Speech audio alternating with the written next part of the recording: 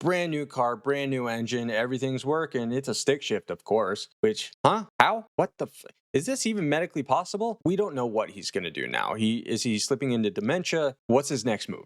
Almost sounds like they're going to sacrifice her to the house. I don't know.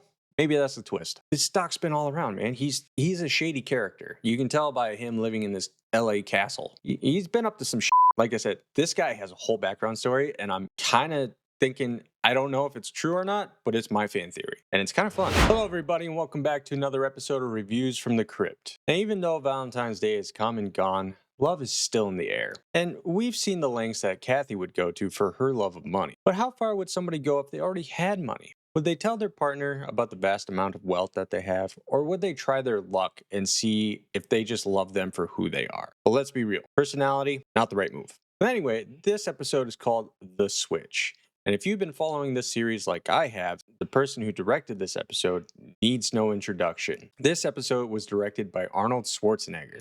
That's right, the Terminator, the last action hero, Mr. Olympia himself. And this is only one of two things that he has ever directed, the other being Christmas in Connecticut. Yeah. Well, in this episode, we follow a young man who goes by the name of Carlton Webster, who's played by the very talented William Hickey. And you may have seen William before in movies such as National Lampoon's Christmas Vacation, but if you don't remember his face, you'll recognize his voice because he was the voice actor for Dr. Finkelstein in A Nightmare Before Christmas. But he was also in a very classic childhood movie of mine, Tales from the Dark Side, which, spoilers, in the future, I do plan on doing a movie review of not only Tales from the Dark Side, but also another movie from my childhood, Tales from the Hood. I rewatched both of those movies recently, and yeah, they're things that I actually want to talk about, because back being in the 90s, they were a lot of fun. But again, that's down the road. We're here now. Let's continue. Well, Carlton, being a very lovesick man, he's absolutely head over heels for a very much younger woman who goes by the name of Linda. And Linda is played by the gorgeous Kelly Preston. She was in a very classic horror movie, Christine. She was also in a movie with our director, Twins. You may recognize her from that. And she was also in Jerry Maguire. On the beginning of this episode, we see Carlton slumped down in this giant, rich mahogany leather chair with pretty much a pharmacy on his table side next to him, fawning over sweet Linda. And while Carlton's fawning over Linda and maybe doing other things with that picture, in comes his best friend, Fulton. Fulton's a little worried about Carlton, mainly because Carlton starts laughing hysterically, probably from all the pills. And Fulton asks, "Sir, are you all right?" But Carlton looks over and says, "I'm in love, Fulton.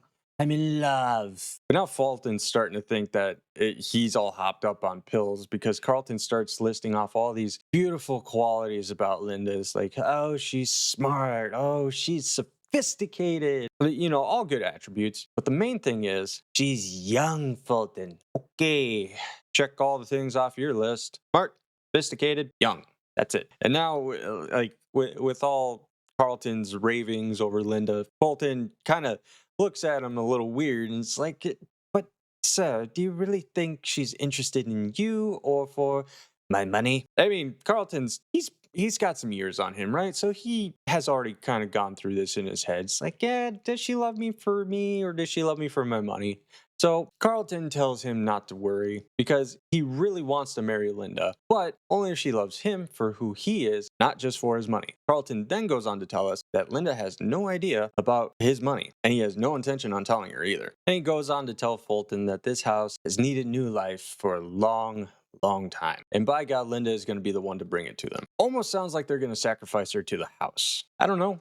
Maybe that's the twist. But then Fulton and Carlton, they go into this joyful craze of prancing around the room, opening curtains, seizing the day, almost very Tom Cruise on Oprah's couch type madness, right? I love this woman. So we roll up to Linda's apartment. Carlton pops out of the car, and Fulton is a little like, "Sir, are you sure about your outfit? It's a little pedestrian." And Carlton's like, "Dude, remember, I don't want her to know I have money. So yeah, I'm going to dress in a cheap ass suit. I want her to love me as a crusty old man. Come on, get with the program, dude." So now we see Carlton and Linda sitting on the couch, surrounded by dozens of bouquets. And Carlton goes on to tell Linda about how happy she makes him, and that he wants to return the favor and make her very happy. But he leans into this by saying, now listen, I don't have a lot of money. Even though the flowers that are kind of smothering her in her own house, luckily she doesn't have allergies, but the amount of bouquets that are in there should raise a flag of being like, how does he have money to keep buying me all these? Because they're fresh flowers too. How many times has he been over there that week alone with a bouquet of flowers? But after Carlton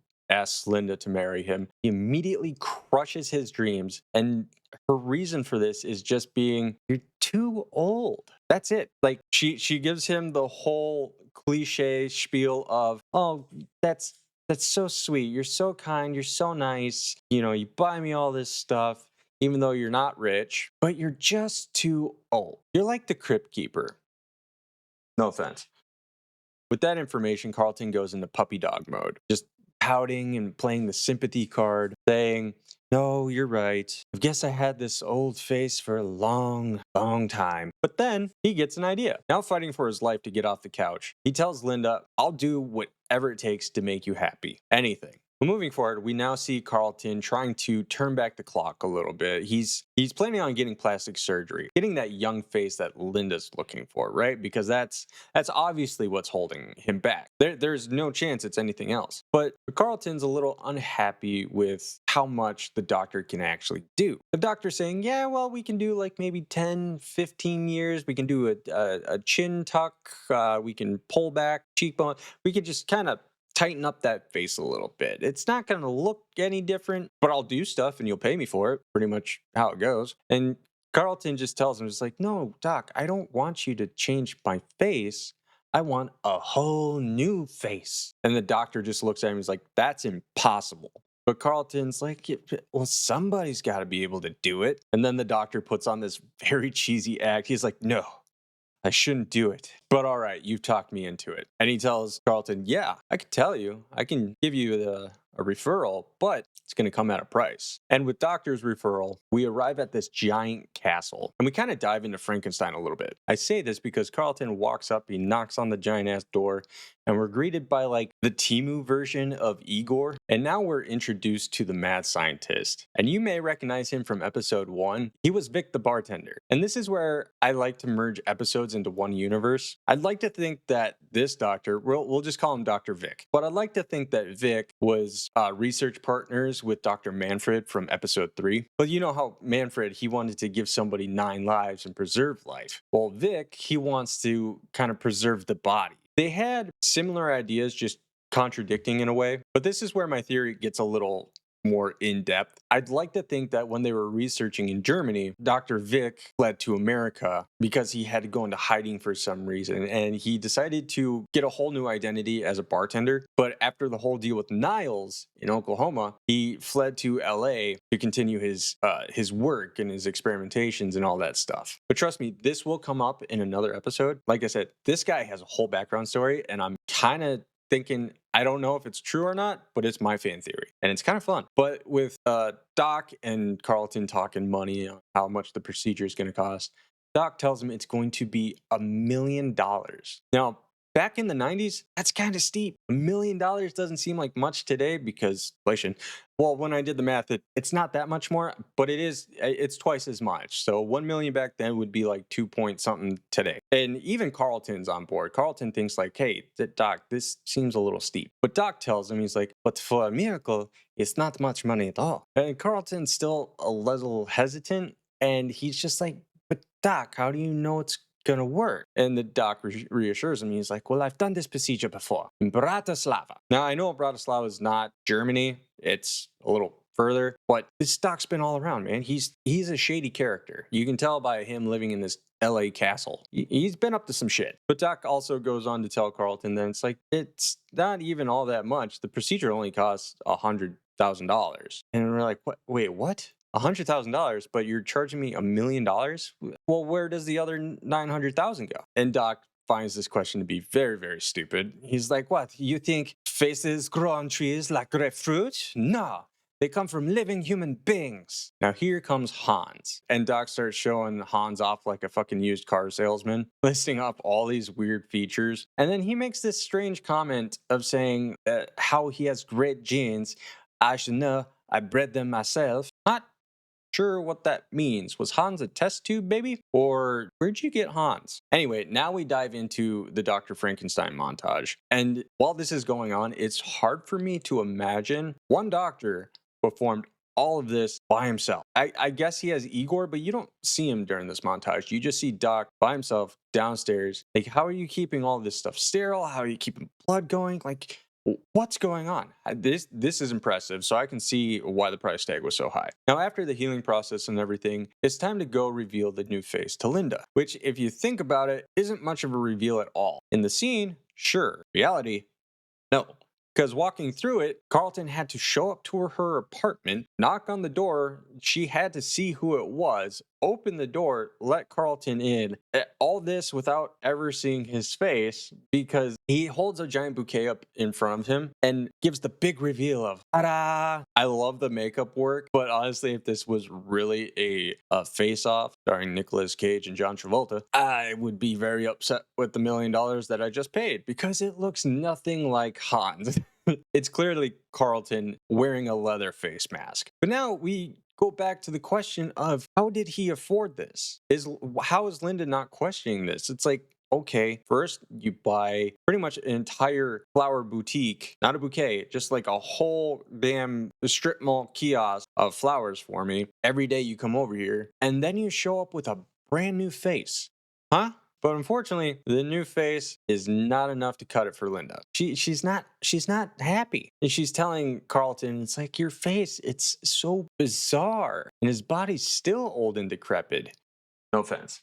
I mean, she does have a point. It is pretty gross. And even with her kind of destroying his spirit again, Carlton's not giving up. And he says, don't be sorry. Just be patient. And this is when Linda should call like the local mental ward and get this guy evaluated because we don't know what he's going to do now. Is he slipping into dementia? What's his next move? Well, Carlton's next move is going back to the dealership because now he's in the market for a new torso. That's right. We're going to not only go with the new face, we're going to see if he can give us a new torso. Which, how? What the is this even medically possible? I don't think it is. I might look it up later and see. But no, it's not possible. I'm not even going to look it up. But according to the doc, yes, it's very possible. It's simply removing the face and giving you a new torso. Whoa! But this time, it's going to be $2 million. It's like, why is it going to be $2 million? Well, $1 million for each limb. You get 2 arms and you get a new chest. And luckily for us, just to keep the matching parts all the same, we kept Hans in storage. We kept him around. So we go through the montage again, and now we see Linda and Carlton out on Muscle Beach showing off the new goods. And I feel like this was Arnold's idea. It's like, I want to have a shot of us at Muscle Beach. I want to see all the beautiful bodies, all the oil, just everybody having a good time, yeah? Just pumping iron, getting it good. And so, like I said, Carlton, he's showing off the goods, putting in work, showcasing the new car. And so they decide to take a stroll down the beach, hand in hand, walking along. And you see Carlton just have a weird limp almost. But Linda, she's very impressed with the shirtless old man that's in front of her. And at this point, Carlton's like, hey, you want to go for a swim? And she's definitely on board. She's like, ooh, what else does he got? So they go change into those in the standalone changing rooms on the beach fronts. And Linda's all ready. She's waiting outside, all excited. And we get a pan from head to toe. And we go from gorgeous Porsche to rusted out Oldsmobile. And Linda sees these old burnt out chicken feet, and she is just absolutely repulsed. And since Linda's not satisfied, Carlton has one more procedure that he has to go through before she'll finally marry him, or so he thinks. Well, in order to get this final procedure, Carlton has to sell his mansion. We see him where we found him in the beginning of the episode, just chilling out in his giant mahogany chair. I don't know if he's still popping pills or not, but in comes Fulton to say his goodbyes. Carlton is literally throwing away everything. He's throwing away his best friend. He's throwing away his whole life's work. He's throwing away his entire fortune for a piece of ass. Now, I'm sure a lot of us have all been madly in love with somebody who doesn't feel the same way about us. I've been through it myself, but I've never thrown an entire life's fortune away for it. I mean, I never had one. Maybe that's why they didn't love me. Oh well. But back at the workshop, Carlton is asking for a new lower body. Obviously, this is no surprise to Doc, but the price this time is $1 million per limb. And Carlton's only thinking the basics here. He's only thinking a leg, right? So he's only thinking it's $2 million. I got some change left over to spend on Linda. But Doc is telling him he's forgetting the most important limb of all, the limb of love. And they have this whole conversation while the doc is chowing down on some delicious summer sausage. How convenient. But with everything on the table, Carlton is very curious. He's like, how do you know Hans is going to go through with all this? Like, dude, he's going to be missing something, right? But Doc assures Mr. Webster that Hans is loving his new fortune and that he doesn't foresee a problem. But Carlton, soon to be bankrupt, tells the loving doctor that $3 million is all I have left in this world. Like, dude, you've gone this far already, and now you have a problem with this. And now Doc is doing the whole reverse psychology thing because I guess he's got a PhD in psychology. But he's telling Carlton to just keep his money, forget the girl, give up. You know, the same thing Fulton's been trying to tell him the entire fucking time. And now after all of this, all the procedures and stuff like that, this raised a question for me. How is Carlton healing so fast? It's as if he healed overnight. Is he a Wolverine? I'm never going to get an answer to this. It baffled me. The guy just has a procedure overnight. Boom. He's up. He's getting the casts off, everything. It's insane. But anyway, now that the Wolverine's all healed up, brand new car, brand new engine, everything's working. It's a stick shift, of course. Excited about his new appendage, Carlton rushes off to go show Linda. But when he arrives at her apartment, it turns out she moved. And Carlton, baffled with what humans can do now, he says, "That's impossible. No, that can't be." Like, really? People can't relocate? How is moving impossible? Then I guess the landlord, or whoever this guy is, gives Carlton her new address. Like, guy, this could have been a stalker. What the fuck are you doing? But going back to his car, which I'm surprised he didn't sell that too, a group of punk youths are sitting on his car, probably there to graffiti it or whatever kids do these days. But one punk asks for a ride because I'm guessing he's late for an audition, because that punk went on to be Lucifer in the hit TV series Supernatural. I know, right? Fun little side note. But anyway, Carlton goes full superhuman on these guys, beating up Satan and tossing another guy like 20 yards. And after assaulting some upstanding citizens, he rushes over to Linda's new penthouse, which is decorated in like an early fuck. Carlton finally shows Linda that he has now become the man that she's always wanted. And he finally asks her to marry him. But she can't. And you might ask, oh, what the fuck happened? Well, apparently Linda married somebody else. And I'm thinking to myself, how long did all of this take place? The surgeries, the healing, Linda moving, her dating another guy, let alone marrying him. Like, what the fuck? Where's the timeline? Even Carlton's baffled by this. He's like, what the fuck is going on? And Linda tells him very nicely, fucking knife in the heart type deal. Stab me in the front, why don't you? Linda tells him, look, Carlton, you're very nice, but I need someone who can take care of me. Someone that understands the importance of money. Starting to sound a lot like Kathy right now. But Linda says, I found my new husband, Carlton. His name is Hans. Oh no! There's the twist. Or should I say, the switch. Now, earlier, the doctor, while showing off Hans's great features, said Hans had a very powerful brain. Didn't realize Hans was going to make the power play for Carlton's woman. Oh, and Fulton's there too. And all Hans can do at this moment is just laugh in Carlton's face. With his own face. What a kick in the nuts, right? Hans' strong, well-formed nuts. I have a feeling Carlton murdered everyone after this. Just finally snapped, hop up on his pills, losing all of his money, his home, his girl, his butler, his balls. I mean, he got new balls. So I'm pretty sure he just murdered everybody in that penthouse. We don't know, because that's the end of the episode. And with all that, I gotta say, being one of the two things that Arnold has directed, this was a great episode. This was a strong episode too. This one was also just a big nostalgia trip for me, because this one I remembered so vividly. It was just really fun to rewatch again. I thought the performances were pretty good. Linda was a little on the flat side, in my opinion. But Vic and Carlton and Fulton and just like everybody, I mean, we also saw Satan. That was pretty cool. Everybody just kind of came together. The story was well written out. Nowadays, it would seem a little cliche, a little played out. But back then, it seemed a bit fresh, right? It had good progression. The timeline was kind of all over the place. Either way, it had good progression. It had good buildup. It had a fun twist towards the end. I don't know. It was good play on a classic tale of how far would somebody go for love. So with that, I would probably give this episode, I'd say about a 7. 7 out of 10. I don't think there's anything I would do to rewrite it. Just everything was pretty fun.